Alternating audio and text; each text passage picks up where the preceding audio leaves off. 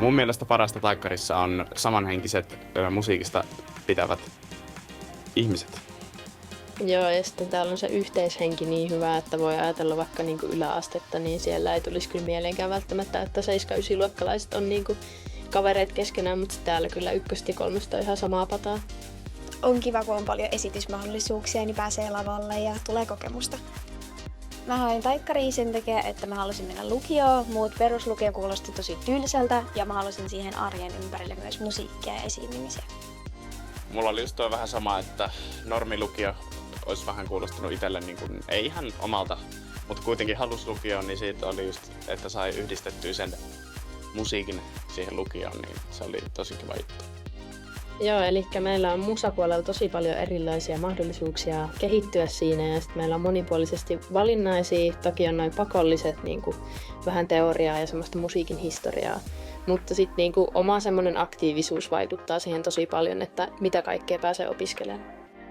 Täällä on kyllä saanut opiskella ihan sairaan monipuolisesti kaikkea musiikkia, että just on niin kuin kamarikuoro ja sitten iso kuoro ja poplaulut ja just niin kuin Siiri sanoi, niin teoriat ja musiikin historiat sitten ja on just kansanmusiikkia ja jazzbändiä ja sävellys ja sovitus ja voi omia bändejä perustaa ja sitten kaikkia niitä voi kuulla sitten noissa taikkariviikolla tapahtuvissa isoissa konserteissa eli Kevadissa ja Promenadissa, jotka on sitten vuoden ihan huippukohtia ja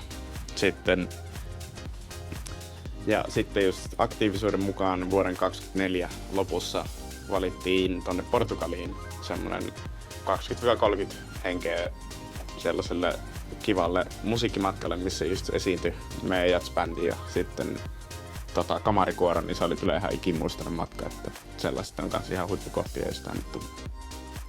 Joo, mä oon Imatralta. Mä oon Mikkelistä ja me ollaan kämppäkavereita. Asutaan yhdessä Vuorenrinnoilla, tutustuttiin ja meistä tuli kavereita, kun muutettiin samaan asuntoon. Että muutto oli kyllä tosi helppoa ja kivaa. Ainakin tähän mennessä on ollut ihan kivaa. Joo. Valintakoepäivä jännitti tosi paljon, mutta ei olisi todellakaan tarvinnut jännittää, että siellä oli tosi rento meininki. Joo, ja niin kuin opettajat on siellä oikeasti sun puolella ja niin kuin, nekin on ollut niin monissa valintakokeissa, että se oli kyllä niin turha jännittää sitä, mutta se on ihan inhimillistä ja kaikkia jännittää se, niin sille ei vaan voi mitään, mutta se on oikeasti tosi rentoa sitten siellä itse tilaisuudessa, että pahin on se ennen sitä tapahtumaa. Tervetuloa Taikkariin!